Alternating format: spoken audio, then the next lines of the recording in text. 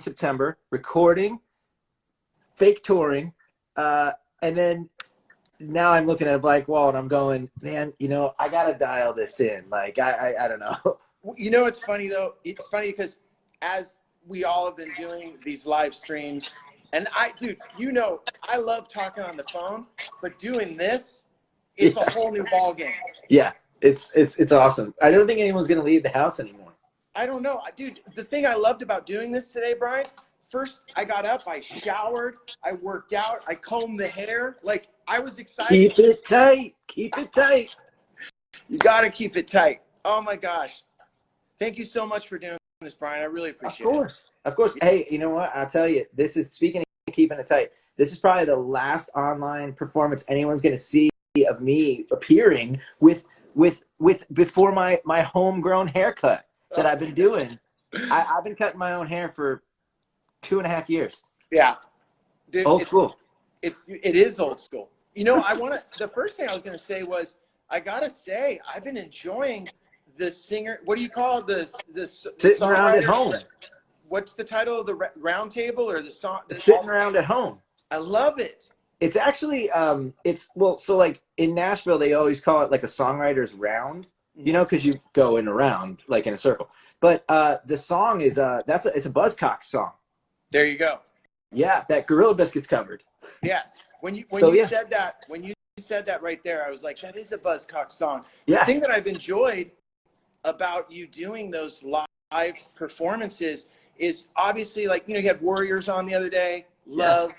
But I've been finding out about so many different singer-songwriters and musicians that I didn't know about. And I'll be honest, the interviews you are doing with them where you're talking about the songwriting, whether it's, you know, the music, lyrics, it's interesting. Like it's relaxing to listen to. Yeah, I'm trying to do that. It's something that actually, like, I kind of wanted to do for a long time, because everyone interviews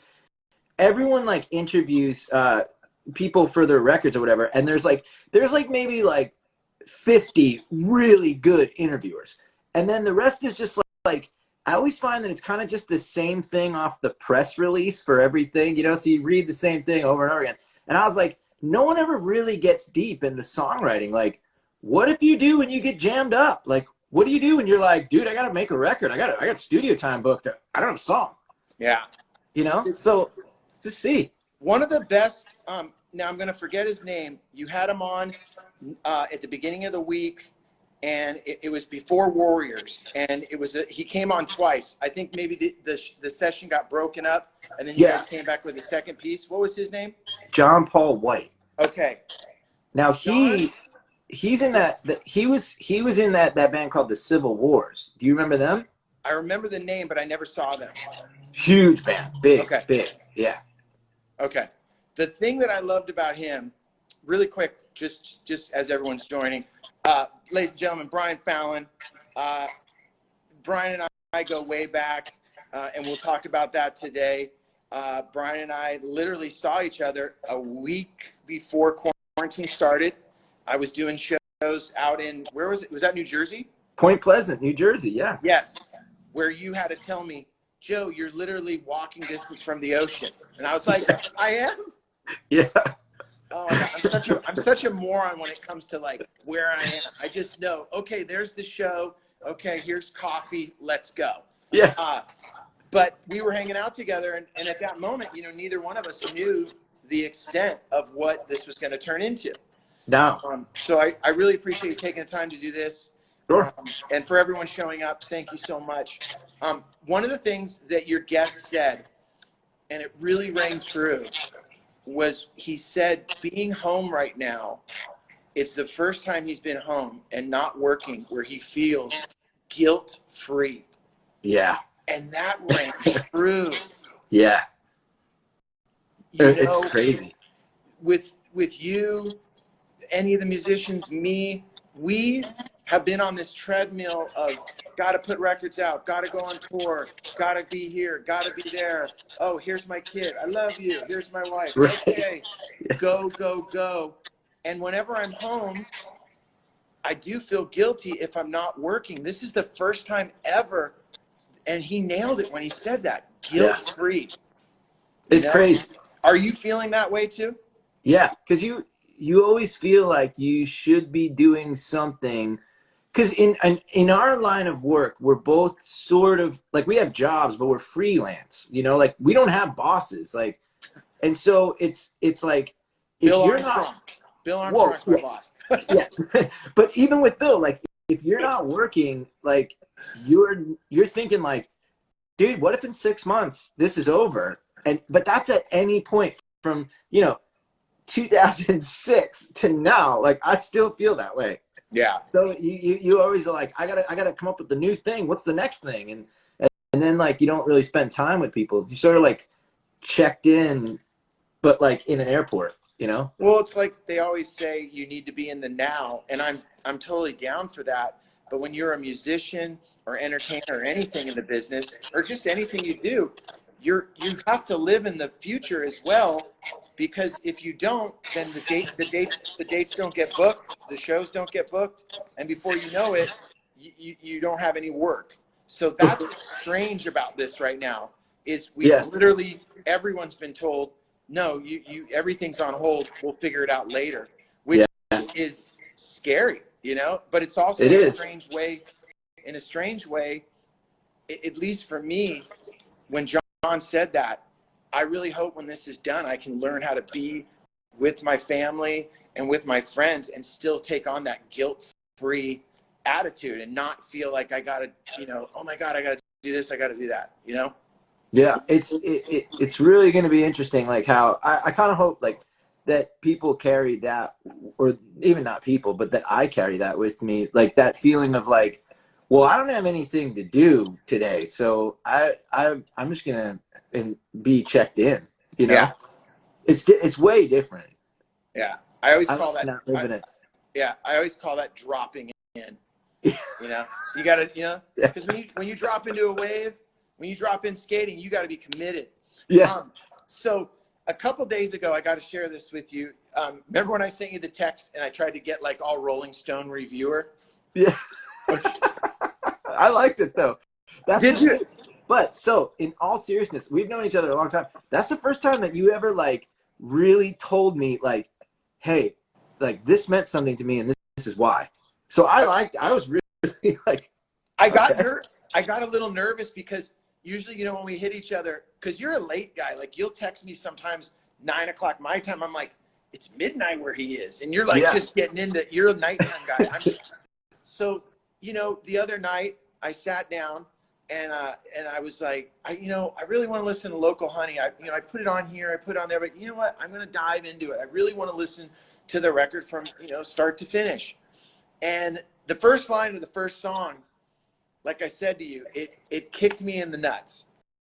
And because it says, you know, there will be, you know, I think the line is there will be trouble, right? yeah. And then the next line is, But you shall overcome. okay. Yeah, So it was like you did this. You gave me a punch to the chest like a Tyson, like, oh, but then you came in with the hug, and, you know, and well, yeah, I really felt at that moment that I was like, this record, these words, these songs almost needed to come out the way it is right now. Does that make sense to you? yeah.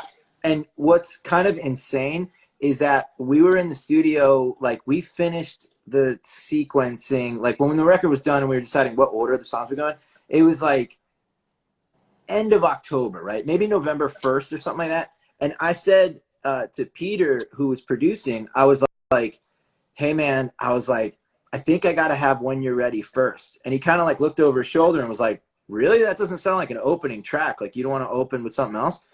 And I said, nah, man, because I said the first thing I want people to hear when they put the record on is, in this life there will be trouble, but you shall overcome. And I had no idea that any of this would happen. Yeah. But it was like, I just wanted that to be the statement that hung over the whole record. So in the first 15 seconds, that's what you hear. Well, I can tell you, being here on the West Coast at around midnight when I listened to that, I was laying there and I had you know, I had the phone on my chest and I was like, all right, I'm going for the ride. And Yeah. when that song came on, it really took me on a ride musically that's been different than what I've always experienced with you. You know, I mean, there's no, you know, you and I, we've talked, I always feel you do something with your lyrics. It's almost like painting. You're very good at picking and choosing your words and really giving, I'm sure, everyone a different visual. But on this particular record, I almost felt, and it's an entire record, it's 31 minutes. I felt like I almost was in a hotel or on the road, and there's this guy staying next door, and I can hear him playing these songs, and I don't want to listen because it's none of my business, but I keep finding myself listening. And you know, have you ever heard like a couple next door fight, you know, and like the woman will say something and you're like, she's kind of right. And then the guy will come back and like, oh dude, you're blowing it. You're blowing it. You know, like countless times. Yeah. So when I'm sitting it's always there, in hotels too. You're blowing it. You shouldn't have said that, man. Yeah. And then like an hour later, they're just going at it. And you're like, oh, great. Now I got to listen to this. Awesome. You know, the thing that I felt with this record was I felt that it was, like I said, if you would have told me, Joe, I didn't want you to hear those songs, that's something else I'm doing, I would go, okay. Not because they're not sonically good, but they're so personal that it's almost like I said, I was listening in on something I might not supposed to hear. Yeah. And as the record goes deeper and deeper, that happens. And then right when you least expect it, it ends and it's just gone. It's like it's the next morning you go to see who that couple was staying next door, or you go outside and the car's gone, and it's that weird feeling of like almost like when you go to your school when you're a little kid because you forgot your books and your dad goes, okay, go run in there and get what you want. You know, when you ran on the campus and no one was there and it felt kind of sad. Yeah. You're like, oh, that's where we usually hang out. When this record ended, I had that melancholy feeling of like, oh wow, okay, we're done. Okay. Yeah. And that's when I sent you my review. I loved it. It was good. It was kind of strange because I kind of have my whole songwriting time have sort of put things out there that I felt were, you know, I was being like pretty open, and then I realized like later on, I guess maybe now, like in the writing process, I realized that like even though I was being open, I wasn't really telling like what I was doing. You know, like I was sort of making these broad things, like in all the records, you know, like take so like American Slang. I remember specifically that song. Like I was trying to tell my story of like how I grew up, you know, but like it wasn't that specific. And now I realize, like, I think it's just being of that age where you sort of become more comfortable in yourself, and you're like, well, I don't know, like I'm just gonna let this out there, and if that freaks you out, then that's cool. It's not for you. You know? Yeah. But it's hard to be. You can't be that comfortable when you're 29. You just can't. I don't think so. It's hard. Yeah.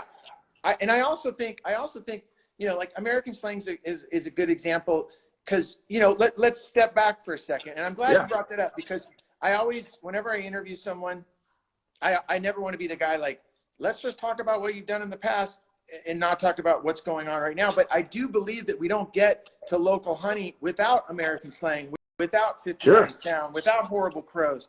The thing that I always tripped out on you, and this is a good thing, was you were always, in my mind, you were always writing a song.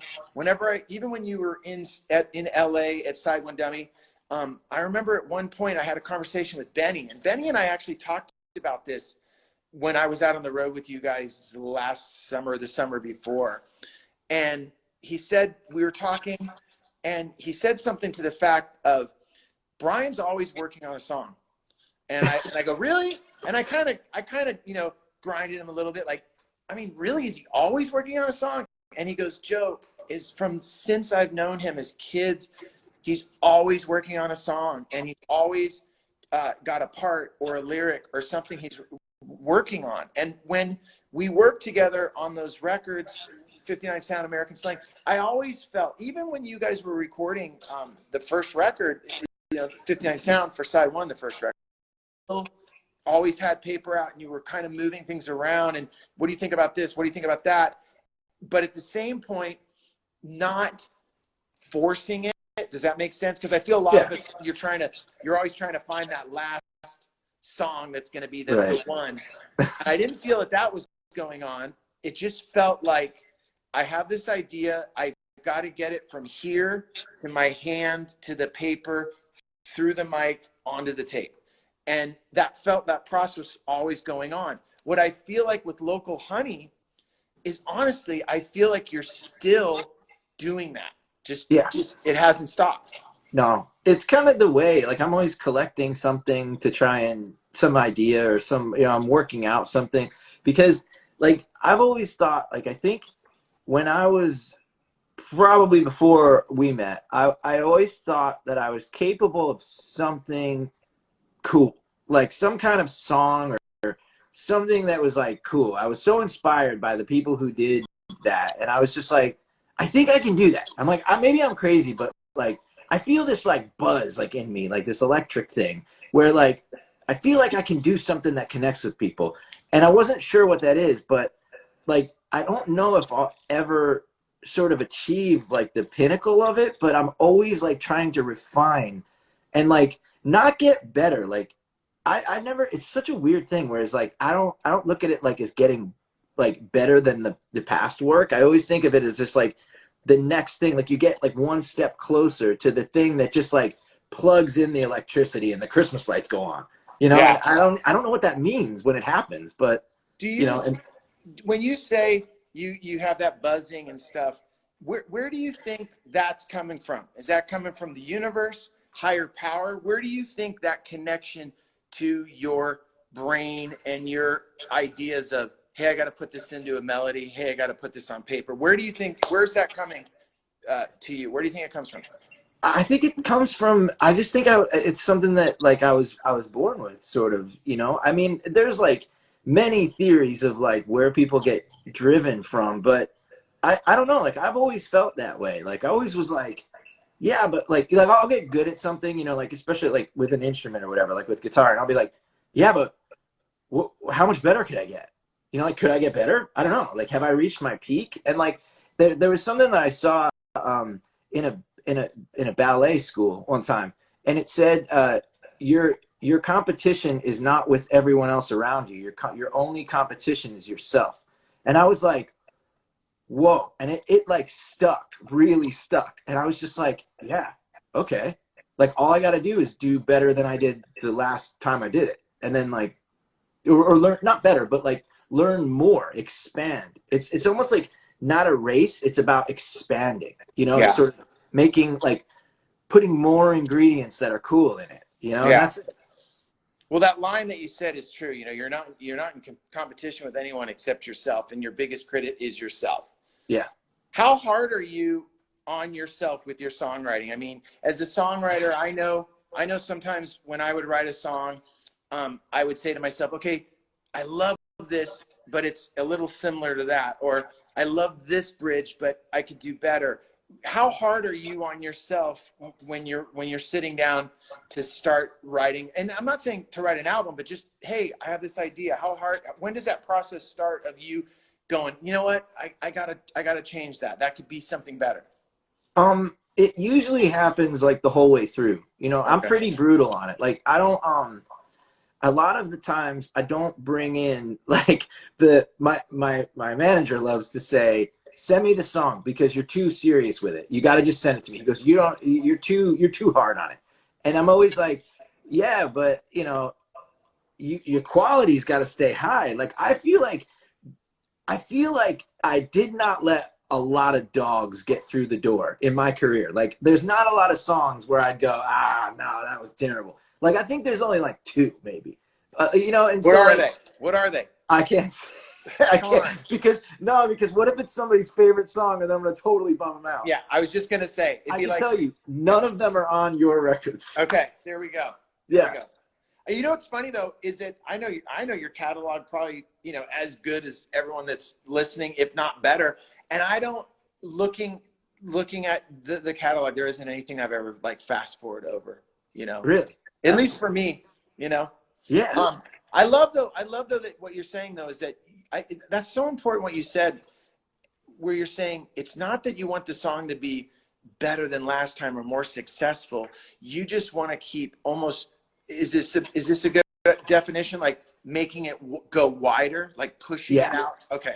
Yeah, it's all about wide for me, and not better. Like one thing I was talking to my friend about is they were talking about like, so like it always comes up, but they were saying like, they were like, so do you think like Bruce Springsteen thinks he's ever gonna beat Born to Run? And I was like, no, I don't think he even considers that. I think that he just wants to add width to the story. Like, I don't think that like, you know, like, I don't think Joe Strummer was sitting around. This is the best example. I think the best example of anyone doing something like this was Joe Strummer. Because when he was in The Clash, he wrote probably, like, you can't compete.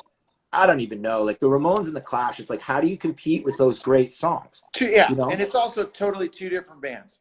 Right. But when Joe kind of, like, went and did, like, his later work, it was nothing. You never hear him talk like negatively about like London Calling or Safe European Home. He's just like, yeah, that's what I did, and now I've got this song called Johnny Appleseed, and it's got like this Cuban beat, and it's it's so rad. It's so rad. Right, it's so rad. That's such a great example, because when that record came out, starts out with Coma Girl, and for me, as you know, and you and I, anybody that knows the two of us knows that we could just divert right now and talk about The Clash for another hour and be fine. Yeah. I was listening to The Clash last night. That my kids must think I'm nuts. They're like, when I was like washing dishes, and for some reason on Spotify, there's this great playlist. It's called like Clash Reggae Radio, and it's just all their like that era, and I love it. That's starts cool. out with Police and Thieves, and just so great. Nice. Yeah. But anyway, the thing that you're so right is when you say that is that when they made that, the Mescaleros, and he came out with that record, you weren't saying to yourself, oh my God, it's not Safe and European Home. It's not, Should I Stay or Should I Go? It's not the first record, White Wyatt, and all those great songs. You just loved what he was doing right there. And he did go wider, because if you were a Clash fan, you were like, of course he has these crazy rhythms underneath. Right. Because now he really gets to do it, and no one's telling him to mellow out. You're right. But it was such a thing for him too, because he was always about the one thing I find like really like a kinship with this is just like, I'm just a fan of all music. Like, I've always been that way. Like, I'll listen to top 40 pop music. I'll listen to like weird reggae that like no one listens to. You know what I mean? I was always into everything. I was like, give me all of the music. I'll have everything. Yeah. Does that come from like the way you were raised? Like what was going on in the Fallon household? I know your mom was really into music. Like, yeah. So what were you growing up on? She played like all the folk stuff. So like all the great like singer songwriters. That was my mom's thing. But like, I didn't have like an older brother or anything like that. So I didn't have anybody to like show me records. And my friends weren't that hip to stuff. They were like, yeah, I don't know, like whatever, Led Zeppelin. And I was like, Led Zeppelin sucks. I was like, I don't know. You know, like at the time I just didn't get it. Like now I think it's okay, but like that's not my bag. But like I would go scour these like pictures of punk bands and like what t-shirts they were wearing, and like, you know, read Rolling Stone or whatever, and like find like who were they influenced by, what was the deal. And then I would go to the tape shop and just like I would just be looking down the thing and like, I'll take that one and I'll take that one, you know, and you just blow your allowance. And sometimes it was bad, but I found some really cool bands that way.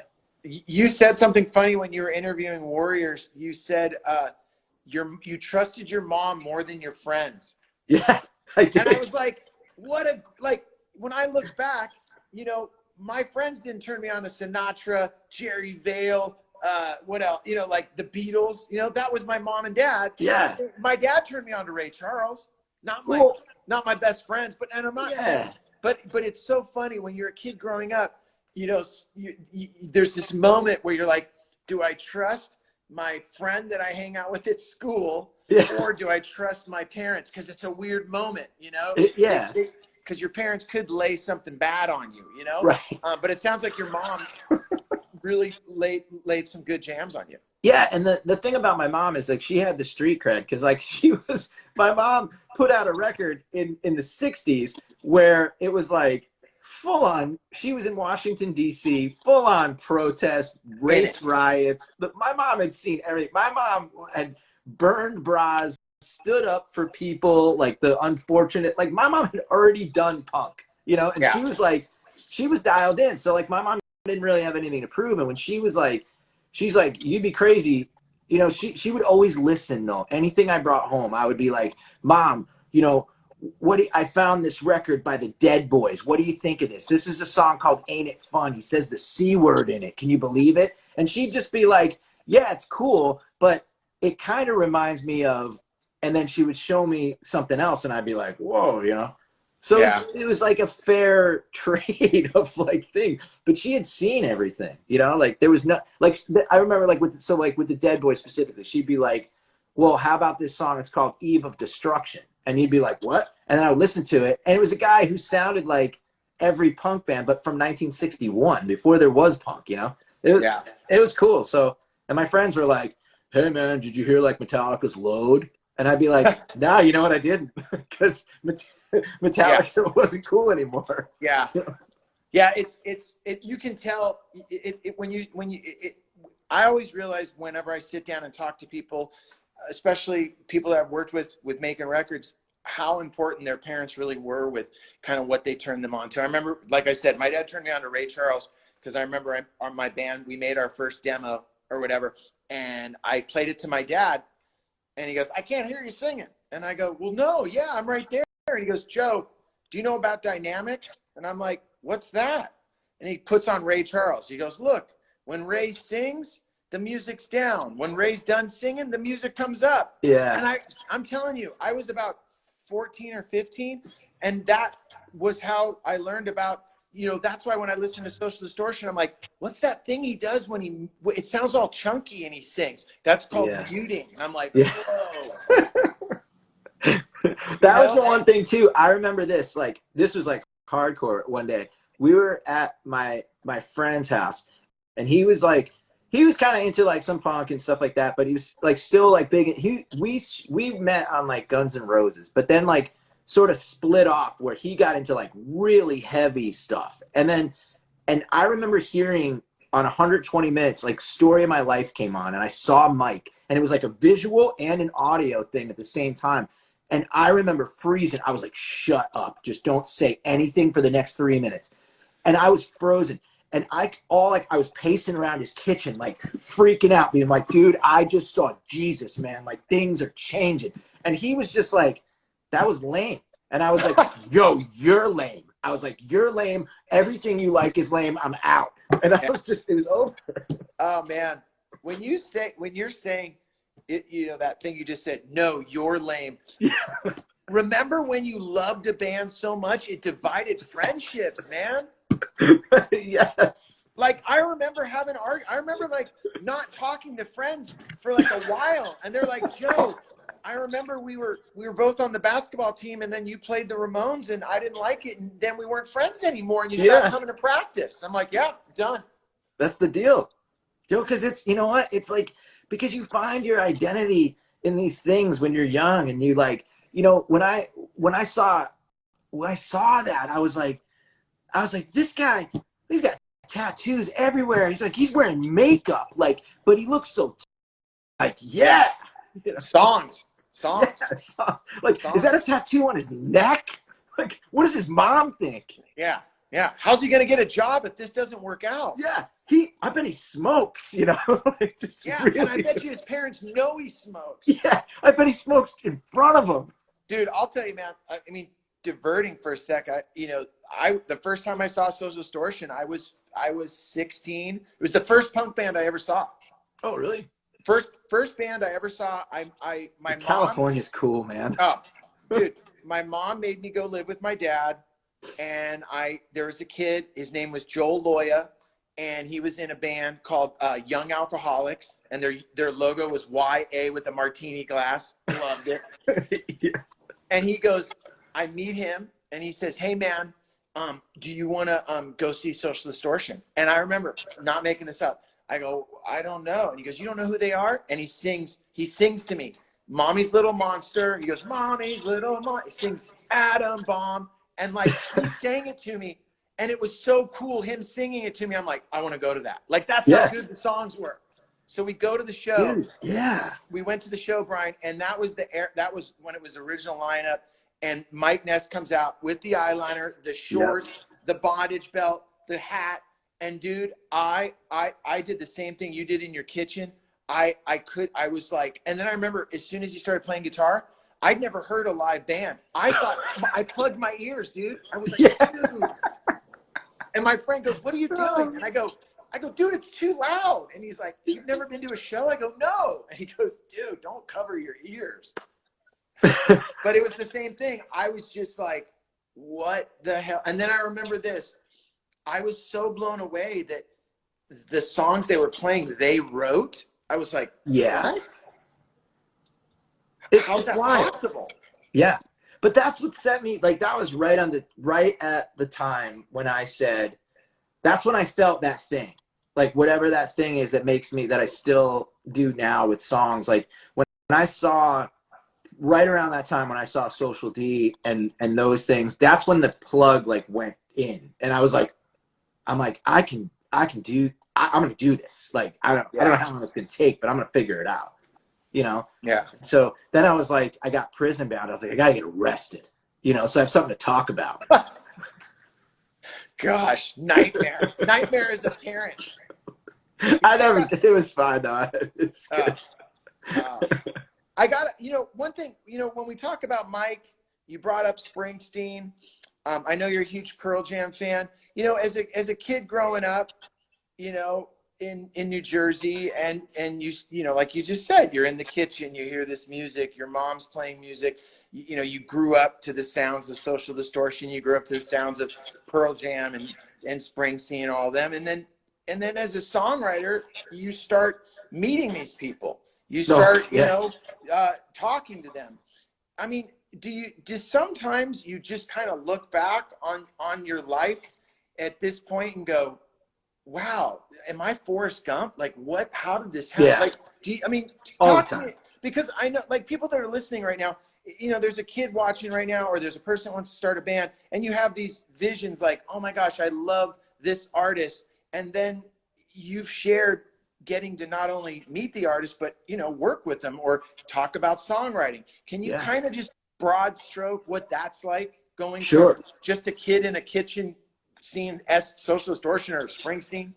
Yeah, well, the biggest thing for me, I think truly that has allowed me to sort of meet a lot of the people and work together with a lot of the people that I've wanted to work with is I've always been so open with people about like who I love, like what music I love, because so many people, they're like very guarded about like, well, I'm not going to tell you my secrets. Like they'll always like list these influences that are like kind of arbitrary, and you just go, oh yeah, you're influenced by the Clash. Yeah, everybody's influenced by the Clash. Like that's not really, you're not helping me. But when they're like, dude, I got, Sex, Love, and Rock and Roll, that record, and on the song, like Highway 101, when it hits the G chord, I was like, I got to take that G chord and go somewhere else with it. Like nobody would talk about that. And I feel like I was always really open with, I like this. I mean, even to the point where in like the 59 sound, like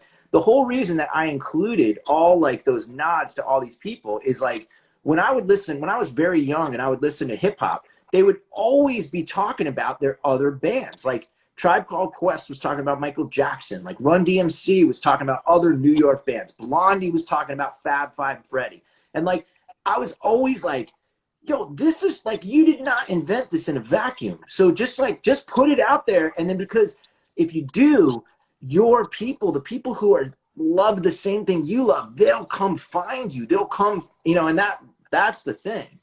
Wow. So hearing you say that, it's really all about don't be embarrassed, or I don't want to say ashamed, but don't be afraid to tell people what you love. Yeah. And don't be afraid of like saying like, I'm, like when you were a kid and you were like, I'm into Social D, I like the Ramones, and that was your like stake in the ground. Yeah. Like you were just like, I don't like this, I like this. And you can still say like, I don't know, like you're into that kind of thing and that's awesome and whatever, but I'm into this. This is my lane. And I love this lane. So, Yeah. you know, and I think it unifies people rather than divides, because like I've never seen, if somebody else is into something different, I kind of try and see like, well, what is it you like about that? And like I'm curious. But when you find people that are into the same thing you are, you're automatic friends if you let them in.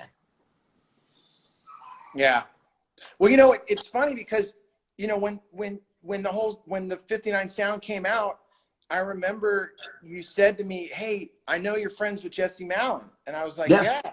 And I remember, you know, I hope you don't mind me sharing this, but it's going to back up what you just said. Yeah. You said to me, I remember you called me and you said, "Joe, can you do me a favor?" I said, "What's up?" And you said, "You know, now that the record's done, I know you're friends with Jesse Malin." And I said, "Yeah, he's my buddy." He goes, "Oh, you know, I love him."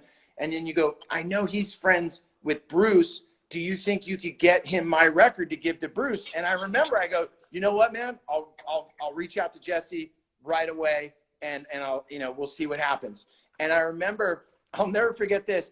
And I gave the record, I called Jesse, and, you know, Jesse was always such a huge, he was always the East Coast like supporter of SideOneDummy from day Yeah. one, from helping us with Flogging Molly to, you know, helping us, you know, when we worked with Gogo Bordello. And then I remember I asked him, "Hey man, we got this Brian Fallon and Gaslight Anthem. He's a great kid. You're going to love him." And I remember I was like, you know, he was wondering if you could give the record to Bruce. Now he hadn't heard it yet. Yeah. So he's kind of like, you know what, man? I don't know. I'll never forget, man. He had one attitude, not a bad attitude, but just a real attitude. Yeah. Before I sent him the record, and then I remember he got it, and about 3 days later he called me back and he said, "I'll get this to Bruce, man." He goes, I gotta be honest. And then I remember you and him became friends. Yeah. We became like fast friends. Like I was standing outside of Newberry Comics in Boston when he called me the first time. I'll never forget it. And I was standing on the like on the street outside, and I was like talking to him. I'm like, I can't believe this voice is coming through the phone. Like, this is so weird, because I had grown up. I found out about Jesse's band Degeneration from like literally I had never heard the band. There was an article in Rolling Stone like, "This is a new band," and it was Jesse, like dreadlocks, shirt off, leather pants on the stage. Always shirt off. Like, Always and just shirt like off. I think he was like chewing on a mic cord or had it wrapped around his neck or something like insane. And he looked insane. And I was like, I'm buying this record. And I went out and bought it sight unseen. I'd never heard of them, and it became one of my favorite bands. Oh yeah, that first record, No Lunch. Oh my God, No, before that, this was the self-titled. Oh, you mean the Degenerate? Yeah, it's like a wait. it's got a TV on the front. It's like an exploding TV. There you go. That has the song No Way Out on it. Yeah, great song. That song, you know what? The song Degeneration song. Everyone that's listening right now, anyone that's watching this, thank you. First of all, Brian Fallon, amazing. Thank you for being here. Everyone that's listening to us, I hope you're enjoying this as much as we are. I'm sorry that I'm not reading off all of the questions and stuff, because it just gets a little crazy. But I see all the hearts, so I know we're doing something right. Do yourself a favor right now.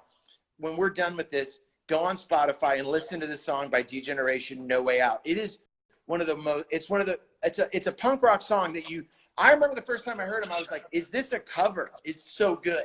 Yeah, it's great. It's one of those songs. You know, one thing we'll kind of divert into this right now, and with Jesse was, I always think of you and me and the band when you had your 30th birthday party at Jesse's bar. Yeah. Remember that? I think I met your mom at that. Probably. You know, and that was Gaslight Anthem Mania at that point. Now with this new record, you're 40, and you know, you have children. You know, you're a different person than you were at 30. Right now at 40, if you could kind of look back at the Brian Fallon 27-year-old, and you could kind of pop in his head for a second, what would you tell him not to worry about or not to stress on, like as Oh, a singer? Like what would be some of the things that you would say to him? Hey man, what what is it? What are some of the things you would love to drop knowledge on that 27-year-old Brian Fallon? I would tell him 100%. If the people coming to the shows are happy, just like you have to put blinders to everything else and just focus on the lovers.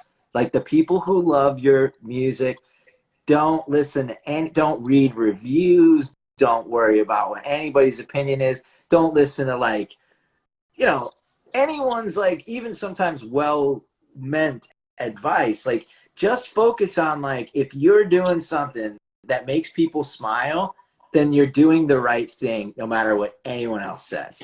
Because it would have saved me a lot of worry, or not worry, but like headache. I don't know, like kind of anxiety about it. It's almost like you're saying in a full circle way, focus on that girl or guy or that kid or that person that's up front that's discovering and loving your music no different than you and I, you in your kitchen, freaking out to social distortion, or me freaking out, covering my ears. Be stoked on those people. That's great advice. Don't even because like there were so many times where like I can remember, and thankfully it went, most of the time I didn't get too far off the rails with it, but like most of the time, like I definitely was like, oh well, should I go this way or this way or this way? Because like there was so many questions when it could have just been a lot easier to be like, well, I don't know, like the last show, like they like that song a lot. Let's just kind of do something like that, and it would just be easier instead of like worrying about like, well, where do you see this going? And are you going to be the next great rock and roll band? Like I don't know, but you know what? Tonight I'm going to put on the next great show. Because that's what I'm going to do today, and that would have been like, but the thing is that, none of this stuff comes with a manual. It's like kids, you're just thrown into it and you sort of go, oh, I just jumped out of a plane. Like what's happening, but you have to learn to roll with that and just be like, it's cool. That advice is so real and so to the heart. And I love that you just said that. Have you ever seen that movie with Al Pacino? And it came out, it was about it's a movie called Danny Collins. Yeah. And it's almost, Andy Diamond told me to watch that for about a year before I saw it. Did you ever watch it? Yeah. What a great movie, right? The premise, he goes through a career. He has a moment in time. He doesn't really take the advice that he feels in his heart. And he kind of starts making records that he didn't really want to make and started to become an artist that he's almost kind of not a joke, but he's not proud of really what he's done. And he finds out that when he was in that moment of that crossroads that you're talking about, he had gotten, it's a true story. He had gotten a letter from John Lennon and Yoko that was saying, hey, look, we know what you're going through. If you want to have a moment, let's get on the phone and let's talk. And then the whole movie is, wow, what happens if I would have known that now or known that then? It would have been a different career. Yeah, I love that movie. Guess you told me for a year I had to watch it. Jesse Mount. Yeah, he's great with the movies. Hey, before we get out of here, I want to let everyone know. Check it out. I put together a package on SideOneDummy. It's basically all the vinyl that we ever did for Gaslight, some Horrible Crows, and I just said put together a package. And everyone that's listening right now and watching and enjoying this as much as I am, if you hit a follow at SideOneDummy, we're going to pick a winner, and we're going to send you this killer Gaslight package. And then if you already follow SideOne, just tag someone and say, hey, you should check out SideOneDummy. You should check out their cat. You should check out what they're all about. And then I'll pick 2 different people, and we'll send you this killer package so that when you're in quarantine, you have a bunch of vinyl at your house. It'll be pretty cool because we have a lot of it. Hey, before we get out of here, I want to ask you, as far as quarantine goes, what's keeping your sanity right now? Like, what's keeping you?